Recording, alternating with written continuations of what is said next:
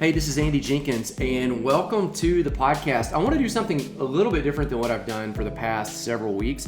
Normally on this podcast, I just talk all by myself, and so it's really just me, ideas, things that I'm studying, things that I'm learning.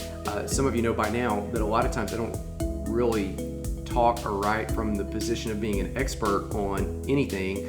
I really dive into things that I'm exploring or seeking to learn and apply towards my own life. Again, that's different than what a lot of people do because they really kind of come in and teach from their wheelhouse, their expertise. All right, so that said, in this episode, I want to start something new. This is what I'm going to just kind of refer to as the coaching series. Now, having a coach isn't an unfamiliar concept to you if you're playing a sport.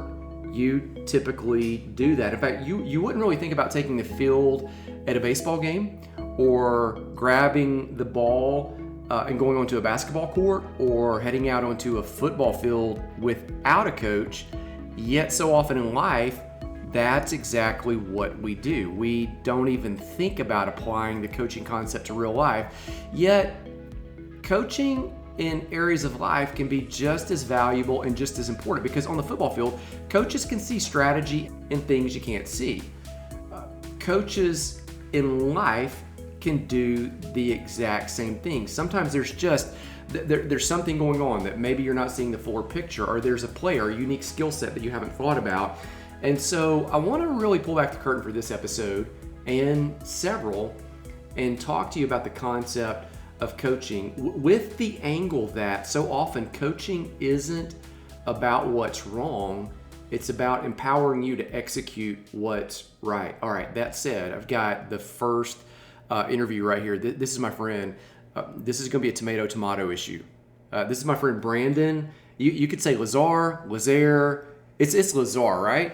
It's Lazarre. Lazarre, as in, what? Give me a word like that would. Bizarre. Bizarre. So like strange. Yeah, take off the BI and add a LA, you got the pronunciation. Lazarre. I mean, I knew that, but like when people read it and they go, well, who is this guy? What is it? Okay, so Brandon's the first coach that I'm bringing on, and I'm going to bring him in 7 key fundamental areas of life. So some of the areas that you have are your fitness, finance, family, your field, that's your career, or whatever it is you do full-time, family, mention that one, faith, friends, fun. All of these areas are important to be really a holistically rounded person. Brandon comes in uniquely with your purpose coaching, which probably really gets into field also. I mean, that probably affects everything. It's probably a mistake to look at all these in isolation because you're one person. It's not like we turn off one to do the other. Right. But tell me about your purpose coaching. Like, how in the world do you decide I'm going to be a coach?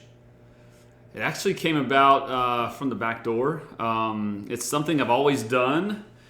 It helped people take next steps to ultimately find their purpose. And when I would talk about my purpose, it would always be I exist to help people take next steps in discovering who they're made to be in view of God's design and creation. For them. For them. That's different yes. That's different for all of us. I mean, there's certain things that are generically true of all of us. Yes, the uniqueness. But you're talking about like what's their... Yeah. I mean, Proverbs talks about train a child in the way they should go, and it's really that language of their architecture, their blueprint, their design. Yeah. Okay, so that's what you're getting on. Yeah, and it's the general concept of we're made in God's image. He spoke us into being, but then no one is uniformly the same. All of us are unique because there's so many things that make us unique. One different detail just makes us unique, but in God's design, He has a purpose and a plan for us, right? To give us hope in a future and to help us succeed, but also ultimately to carry out His purposes. So God has aimed us in the uniqueness of who we are. And I've found most people don't know that. They could tell you general concepts. They could tell you even one or two things about themselves, but they don't know the fullness of what their their purpose design really looks like. And know that that might have even been intentional. Right. Like there was. So I've got kids. I've got 10 kids that come in and out of this house because they're all different ages. So anywhere from 20 on down, almost 8 as of the time we're recording this, and given the same similar life situation, all 10 kids are completely different. Yes. I mean, there's some where you go, well, this one and that one are kind of like personality-wise, and this one and that one. I mean, they grew up in the same house, same parents, same rules, same opportunities, same economic conditions, same books on the shelf, same experiences, completely different. Yeah. And I suppose what your purpose coaching is coming in and saying, hey, yeah, that's actually intentional. Yes. That's not, you don't just, it's not even a nature versus nurture thing. It's like a creation intention thing that's bigger than all that. Yeah. So you guys have this unique metaphor. You talk about arrows. Flesh that out a bit. Yeah, so I almost went into it, but I knew you wanted to dive into it. But in the concept that God is aiming us at something, like if God's intentional, then there's a purpose behind His intentional design. Therefore, His design is intentional, just like an arrow. All arrows have the same kind of structure. They have all elements, just like God's created beings, humans, His people. We all have the same elements. Yeah, so you see a person, you don't confuse a person with a bear. Yeah. All people look alike. Yeah. And his creations have hearts, they have personalities, they have talents and gifts and passions, they have opportunities, they have struggles, and they have spiritual giftings. All of that is like an arrow with the nock and the feather or the fletchlings and the shaft and then the arrowhead. All of those are pieces of the arrow that are required for it to be an arrow. And then, furthermore, understanding those, where they go, so it's an order and an alignment thing. So you have to align that and make the arrow fit together perfectly. It can't be curved. There can't be a bent. The analogy could go a lot. You can't be twisted or, the brokenness sometimes can just twist our lives so much that we can't shoot actually yourself fly. in your own rear end. Yeah, we go down instead of through the air. And so all that has to happen for it to be an arrow. The parts make an arrow, but for it to actually be an effective arrow and fly through the air and then hit the very thing with the point that God has designed. And like, I know you love this part, but the arrowhead matters. So you got Rambo, that has the explosive head that's supposed to blow something up. And some lives are supposed to be the pioneers that break through things. Some have a deer hunting, scalpel edged point. Some have a practice blunt arrow but all of us, not better or worse, all of us are purposed for something. And each part is designed perfectly. And then the alignment comes in kind of with the aim of coaching. I just meet a lot of people that don't know. Well, so you're trying to assemble all those parts in coaching, or not help them a assemble, lot. but just show Help people like, them. hey, these parts are already here. Yeah. I do Identify nothing them. except observation and coaching. Hey, if this touched this, then you would start soaring through the air. And ultimately, we're going to start looking at, here's the general idea of, I think God's wanting to point. Ultimately, we know that God's will be done. Jesus in the garden, not my will, but your will be done. So, but a lot of times our effectiveness and our thriving in life, our flying through the air, if you will, as an arrow, is hindered because we just don't know exactly, A, what we're supposed to aim at, and B, the alignment of everything that God's purpose really defines us in. All right, so break that down a little bit more on that arrow, and kind of with the angle of, Proverbs talks about children being a blessing, children being like arrows in the quiver of a man, mm-hmm.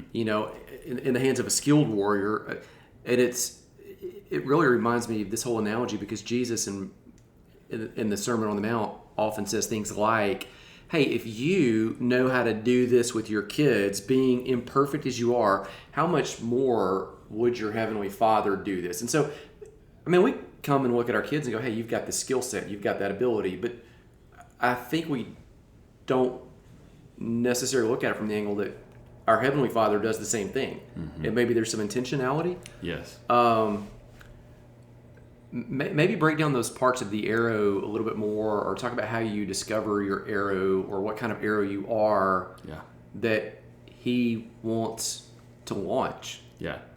So breaking down just the things I think are key elements within our purpose, I start always with personality. It's because it's one of the most obvious, but it has a lot of potential and it has a lot of definition in us. So I use the DISC test. Okay. And just to break that down, it's an acronym. So real quick for people who don't. Yeah. So D is usually a dominant, direct kind of personality. I'd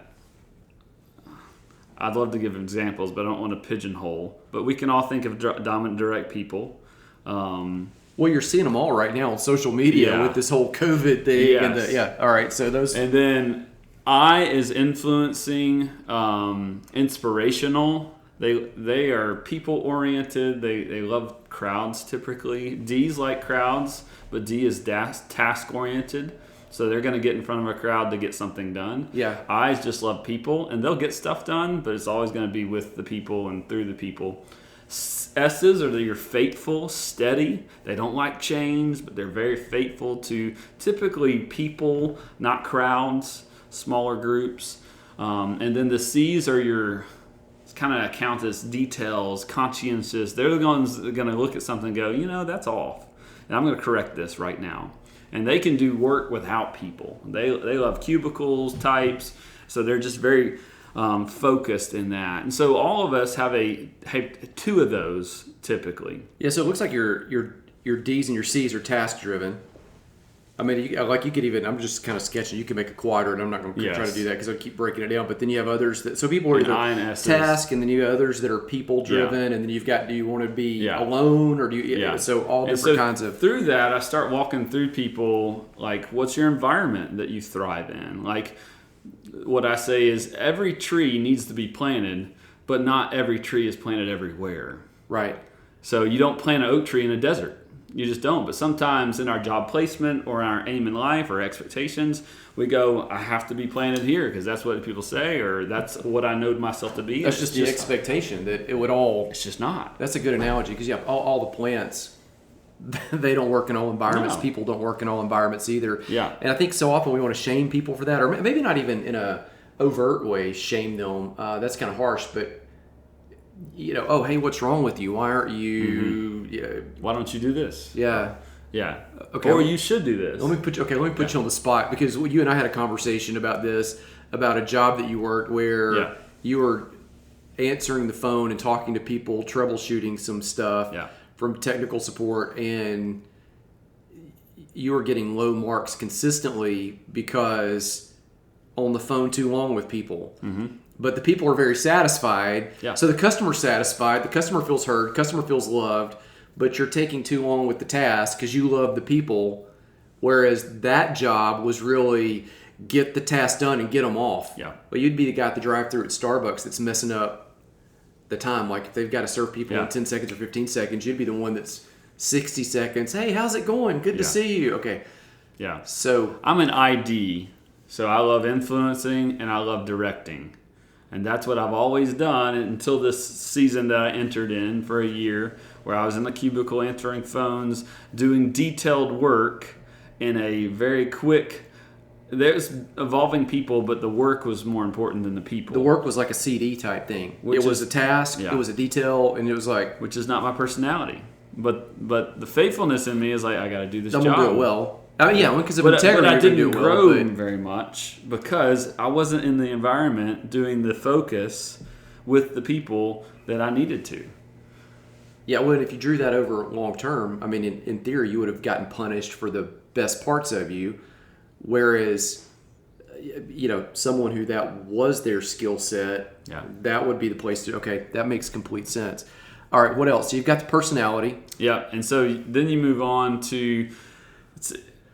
It's 3 passions, interests, and talents. You could almost break off talents by itself, but we'll just put them all together because it's the intricate details that make us drawn to certain things. Like all of us are passionate about something. What keeps you up at night? What would you do for free? What are the things that you just constantly are taking your time and your calendar and your energy? Like those are the things you're just passionate about. It's stuff you daydream about. Even Yeah. if you're not trying to daydream, you just keep thinking. Or you just talk about. Or it's the all stuff the time. that during COVID, people had all this free time during the quarantine. Yeah. Wherever you stand on that politically, people had a lot of free time. Yeah. And so people were automatically watching YouTube and watching Netflix. And so, gravitating towards certain things, having certain conversations. Those might be clues Yeah. that... And you and I love theological, church-related, Christ-related things. We talk about all the time. Like, Yeah, I would read those books. yeah. I mean, I don't get paid to read those books, and I still read those Right. books. So that's a passion of yours. And then the entrance is, I just love doing these things. Like, I love basketball. I would just hang around basketball, I'd watch basketball. It's just an interest of mine. Have relatives, they love to cook. I met a girl the other day. I just love to cook. She's a mother of 5, doesn't get paid for it. She's like, I'm just constantly baking. And that's different. Like when you do it, some things you have to do out of necessity. Mm-hmm. You have to wash the car out of necessity. You have to clean the house out of necessity. You have to cook out of necessity. Mm-hmm. But for some people, even some of those necessities are things that, like, man, even if I wasn't feeding anybody, I would still want to cook. And that moves into talents. Okay. Now, the person that loves to cook but can't, it breaks down. But she's actually really good. So all three are important. Yeah, the passion will drive the interest, and the interest will ultimately connect it to, can you do it? Should you do it? Yeah. And so lining those 3 up. Sometimes you'll have 2 out of 3. Sometimes you'll have 1 out of 3. But it's finding those things. And the process we go through is just getting it on the table for, okay, these are the elements that help me make up this category. Right. And so we'd write that down for them. And at the end of the process, we give them a sheet that says, I am. It's an I am statement. So I am an ID. I am passionate and energetic. I love people. So all those things. Or I don't. I love people, but I love to be alone. Right. I love to finish tasks. Yeah. I love to, or finishing the task is irrelevant. Yeah. And I was just pushing into what mine would be as an example. So, but it's stating those things and getting those interests and those passions and those talents out, not as a conclusive evidence, but just evidence. Well, there's no value judgment on it. No. It is, other than the value is, hey, this is how you're uniquely designed by God for greatness and a purpose and a calling. It's really getting it on the table to where people can see the pieces that comprise them. So I imagine at that part, it's really a lot of aha moments. Like, this makes certain things in my life. This is why I loved that class, but I hated that one. It's why I liked group projects or hated them, or it's why, that makes sense. But for me, like a year ago, I didn't use the word coaching because it wasn't on my radar. It's always been there, but I would use pastoring or teaching. But coaching is, as I have kind of discovered myself in this process and put together all the things I've been studying for so many years, coaching has been the obvious thing for me. So sometimes we do add on things. So it's not, if we discover it right now, it's like, that's what I am, that's what I'll always be. But it's like, can we put it together to have an aha of, okay, this is my definition where I can start going. And God will start defining it even more and even move you. But it's having a starting. You can't get to where you need to go if you don't know where you are. Right. Well, and I imagine when you start looking back in the rearview mirror, you start being able to make some connections at that point. Yeah. So your background real quick before we go farther into this arrow thing. You've worked in churches. Yes. So what are some of the roles that you've had? So I started as a worship leader, a youth worship leader, associate pastor, and then a senior pastor. Have been my primary roles, and I'm teaching in Christian college. So, okay, so I imagine if you look back at those, you start finding out, I was probably coaching people in each of those roles, even if it's a different even if it's a different name, it's still kind of the same same thing. Once again, my purpose has always been to help people take next steps into their God-designed purpose. So I've always done that. Yeah, whether it's pastor, senior pastor, working in tech help, IT, now teaching at a college level. What's funny is I look back and that's the thing that I would push off other things that I needed to do, that I would do this primarily. Yeah. And I would do it first and most often when I needed to do maybe this in my job title or my responsibility. So I've always been leaning that way, and discovering that helps me thrive even more. And that's probably good for people to hear, is that, you know, the fact that you're doing that doesn't show you're flawed. It shows, hey, that's who you are. Still got to finish the job and do all the other responsibilities you're getting paid for. It doesn't excuse that, but it gives you some clues as you start kind of crafting, okay, where am I going to land long term, or what am I going to do, you know, full time with my life?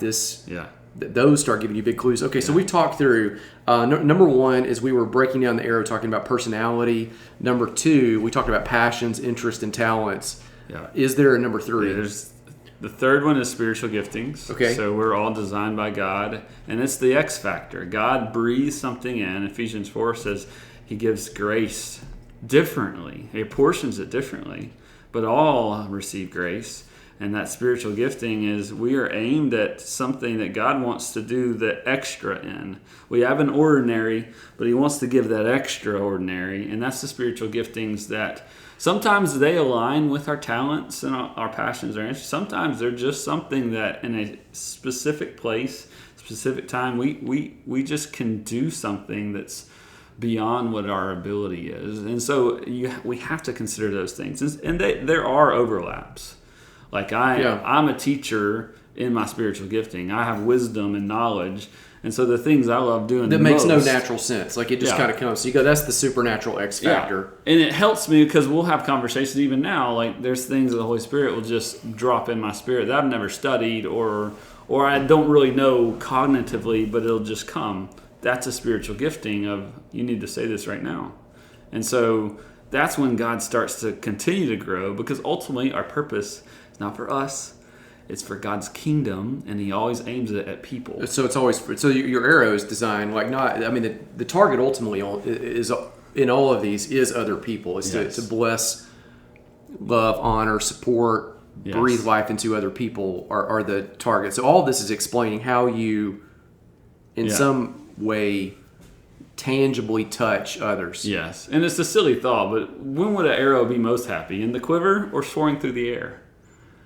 I would think when the wind is just flowing and he is headed towards that target, or she is headed towards that target, you know? So I just think that God wants to fan into flame those things. So he gives those extra anointings or extra giftings. So discovering that, once again, we're getting everything on the table and realizing we're created by God. The phrase that we use is, you are created by God to create something only you can create. There's three beliefs there. God designed you. God designed you to create just like him in the image. We created him. He spoke things into being, and then created you uniquely that no one else can create the way that you create the things that you create. So what do you say to people who come to that and say, all right, I'm not creative? Because when we use the word creativity, people automatically think of art. They think of sometimes writing, but usually art or music. And I mean like drawing, painting, or music to even be more specific. So fill that one in, because every time you write, every time you speak, you create. If you got to break down the simplistic, because we use it as this noun. Oh, they're a creative, like they're an artist. Yeah, we use that as the. But that's a false understanding of what it is, because once again, if we're made it in the image of the Creator, then his creation is creative.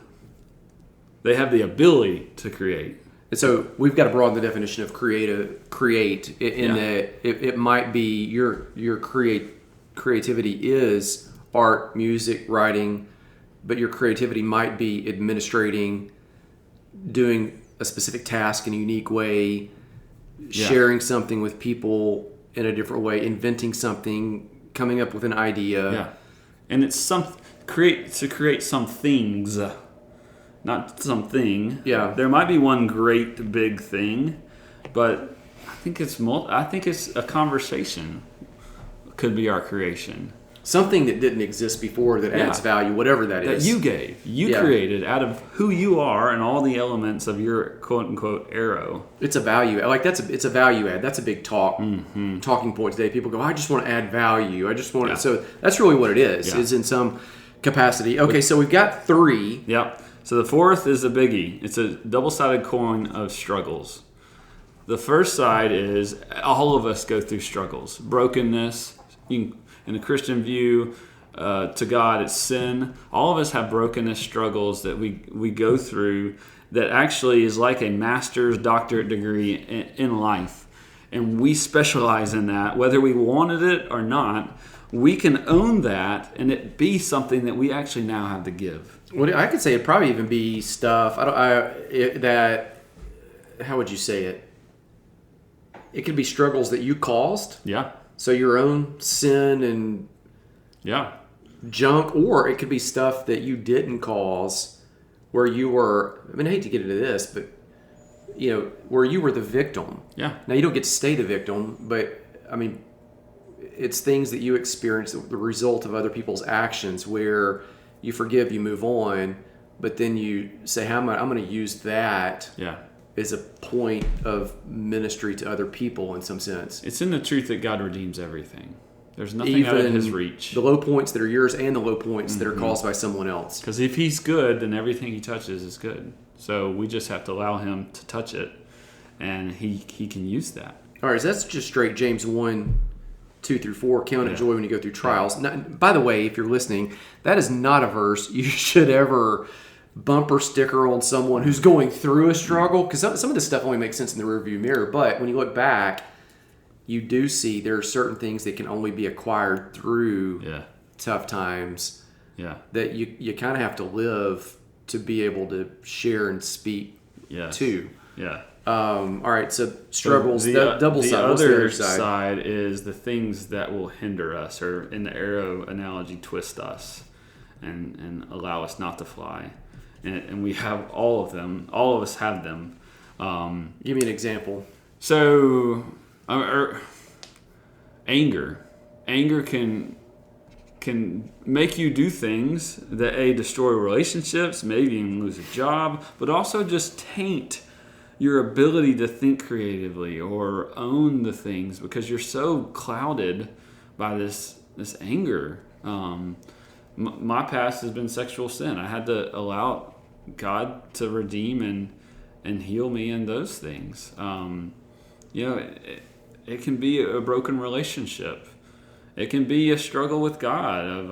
I got sick and I didn't understand why. Or the list is endless. So this could be personal. Like there's going to be a kind of a junk drawer that of all things. Hey, all this could trap all of you up, but there are going to be certain ones that kind of highlight to us. Yeah. That may be from our story of brokenness, or could also be things that we could. Everybody knows it, and if you don't know, here's a clue: you can ask your spouse or significant other, like, what's your thing? Like they'll know, they'll tell you pretty quick, pretty fast. Like, or ask the people that you work with; they may be afraid to tell you, which would be. But these are okay. That makes complete sense. And it's the areas that God's grace is just lining up, waiting to touch.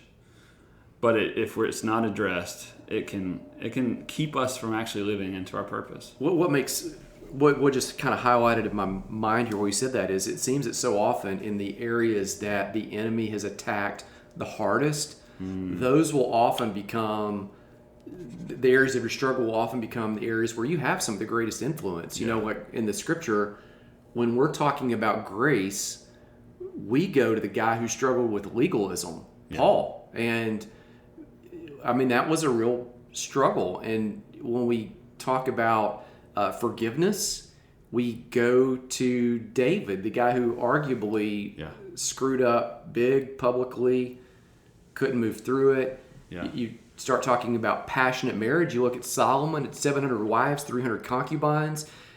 So this area of struggle, I don't want to create a formula and go, hey, mess up. So, Paul would say, don't do that. But you look and go, goodness, there's so much that comes from all of this. Yeah, but we want to get both the things that God can use and that God needs to heal on the table so we're aware of, hey, this is actually an avenue and this is a barrier. Okay, that makes sense. So that's how it ultimately breaks down. Struggles are A, avenues, and B, barriers. Mm-hmm. Okay.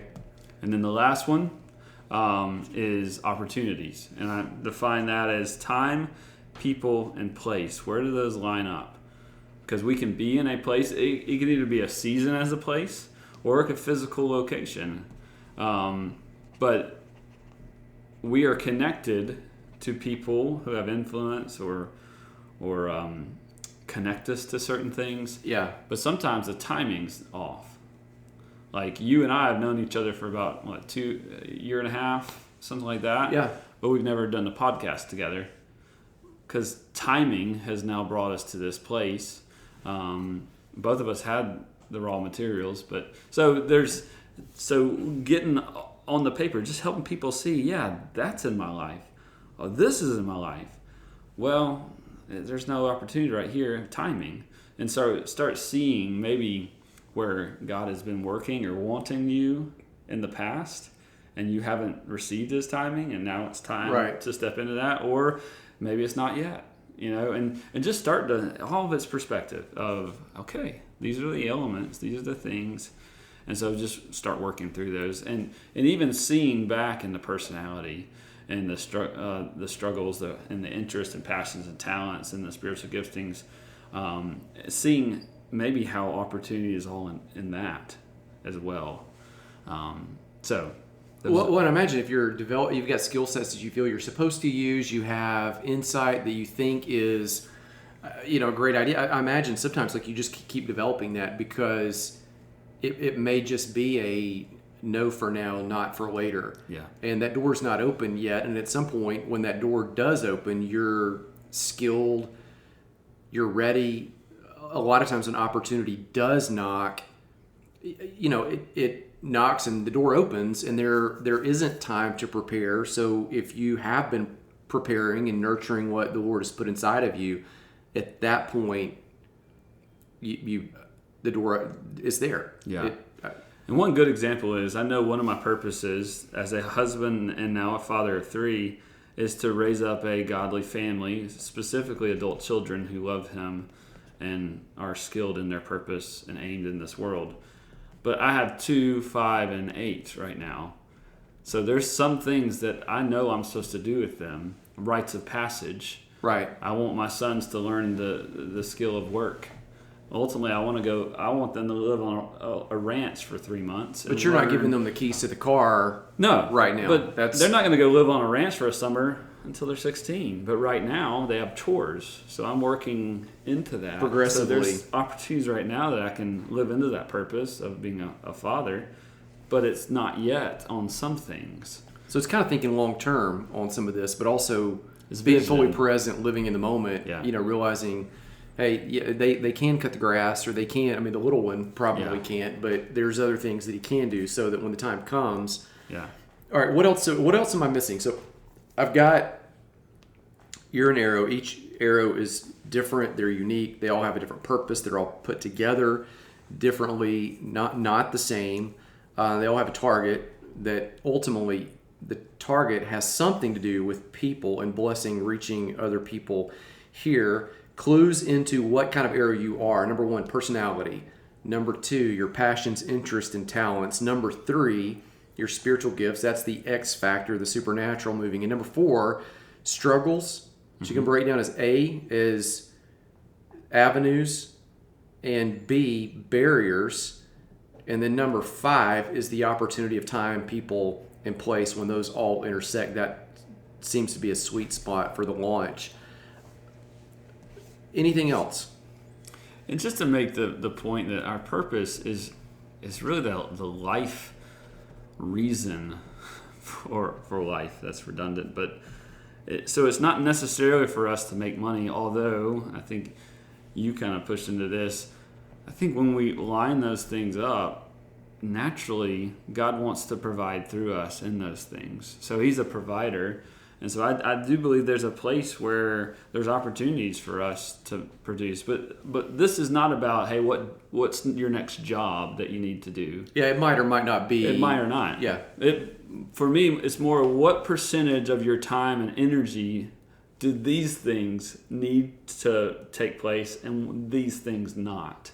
Because I think our sweet spot, as you said, and our thriving life begins to take fold when we can get that percentage as high as possible of the things that we know that we're made to do and that we're good at. And so life still brings us responsibilities, but yeah, you still got to pay the bills. You still got to, and that's just straight Bible. Paul says, if a man won't work, he shouldn't eat. Yeah.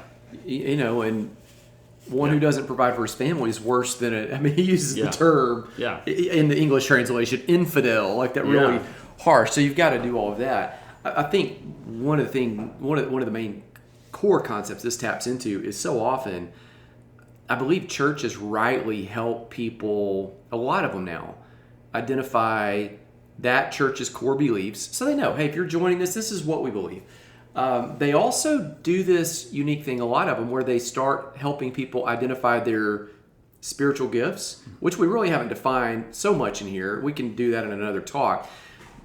But then the next step is God's designed you for a purpose. Hey, here is where we want you to exercise those gifts. And then they immediately want you to sign up to work in the kids department or greet people at the door or direct traffic in the parking lot. And those are all things that are needed when you got a lot of people coming into a common place. At the same time, and I'm happy that we have people in the parking lot when I go to church. Yeah. I would even volunteer to do it. At the same time, you're made for more than directing traffic in the parking lot. Yeah. And that would be an opportunity to me. That would be the parking lot. Here's a place where if you have this personality and gifting, you love people, hey, you need to go after that. You task, clear the lot. Because that's a section of your life. Church, for sure. Go after that, be your best in that, but you're not going to be a parking attendant the rest of your life. We're not talking about serving an hour on Sunday. We're talking about more. Yeah, but the process is, let's get the more first. Let's get the definition. Then we'll start going, hey, here's opportunity of, I can serve on the parking team. Or maybe I should change careers and be an airport, because I just love directing. Silly example, but it's like A, B, C. I think I need to start looking into bigger those picture. Things because my purpose is, I think it's in this general vicinity. All right, give me real quick the best ways for people to get in touch with you, because you do some life coaching and have resources for people. So give me the quick version of that, and then in the bottom here in the show notes, I'll have all the links where people can dive in and then launch off more. So my website, www.brandonlazarre.com. I'll put it in the show notes so people can. And if you leave off the www, it's going to say not secure. So we got to fix that. Okay, yes. That's a word to the wise right there. It's not a phishing scam. It's a GoDaddy thing. Yeah, we'll get it. All right, so BrandonLazarre.com. My number, personal number, 205. You going to give that out on social media? Well, yeah, hit it. Yeah, it's a business. So, okay. 362-1610. I trust your followers. 1610. All right. Yeah. 362-1610. Yeah. All right. And then Facebook is Your Purpose Coaching. All right. And I'll have a link to all of this. All right, man. Thanks so much. Yes. All right. So in conclusion, there's a lot of great information right there for you from Brandon. I think it applies whether you're a parent and you're looking at how to nurture your kids, whether you are a business leader and looking how to place people in your office or at your place of employment, and you're kind of thinking, man, that person doesn't seem like a good fit, or I don't know if they're good people. It may just be we're shooting that arrow in the wrong direction. You might be thinking, oh golly, incredible person, amazing asset. I need to task them and release them and fire them. Not fire them away from the job, but fire them into a different purpose in the job. And you, finally, this is straight for you. Like, start looking at how you're uniquely wired. All right, down in the show notes all the links towards Brandon's website, phone number, Facebook page right there. Let me remind you that on the third Tuesday of every month, we get together at the Hilltop. Lots of great information shared, exchanged there. If you're not in the Facebook group or the Hilltop Hangout, grab hold of the link at the bottom of this show notes below Brandon's. Join there, follow there, and then go into the Hilltop Hangout. Lots of great information about next best steps for you. Okay, that's the end of this conversation. Let me sign off like I sign off every single week, really just praying over you what we've just talked about. And I generally do that when I'm just kind of talking on my own, but I think everything here applies directly to you. So my prayer for you this week is that the Lord will bless you, the Lord will keep you, the Lord will be gracious to you, shine his face of favor upon you. And my specific, unique add-on for this week is that you would be able to look back in the rearview mirror of your life and highlight those unique spots where he has tooled you together with a personality, a design that is specifically you. That you would be able to identify passions, interests, talents that you have that are put together by the creator of the universe intentionally all in you with the supernatural gifting, with struggles that may not have been a blessing at the time, but now looking back in this moment, you can truly see that the Lord redeems all things. And may he align you right now in the right time, with the right people, in the right place to let yourself soar. Grace, peace. I'll see you again soon.